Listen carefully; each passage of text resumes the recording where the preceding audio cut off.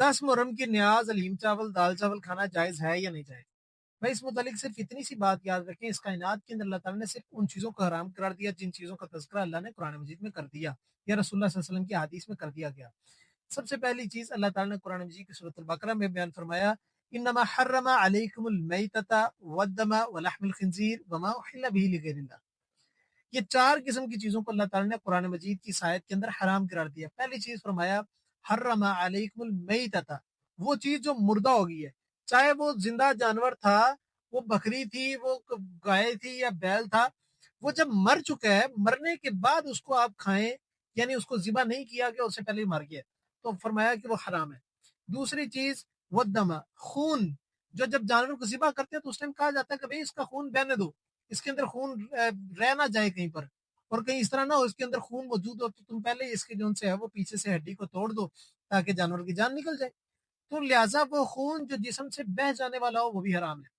تیسری چیز بیان فرمایا کہ وہ لحم الخنزیر، خنزیر کا گوشت حرام ہے، یعنی خنزیر ٹوٹلی کا ٹوٹلی حرام ہے، اس سے چاہے گوشت نکلے، چاہے چربی نکلے، چاہے اس سے کوئی بھی چیز نکلے، وہ سب حرام ہے۔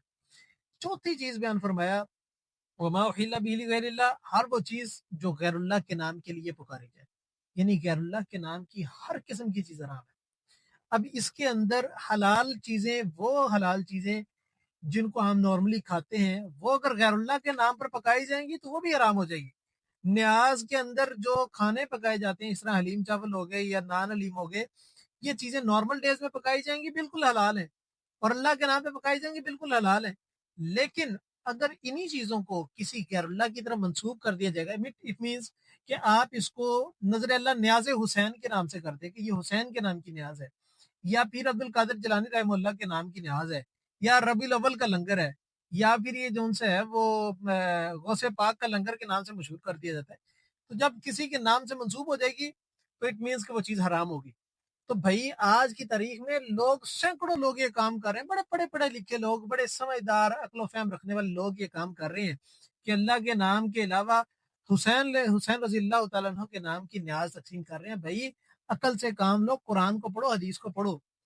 اگر کوئی تمہارے پاس دلیل ہے تو دلیل لے کے آؤ، کمنٹ سیکشن میں دلیل دو، ریفرنس دو حدیث کا یا قرآن مجید کی آیت کا،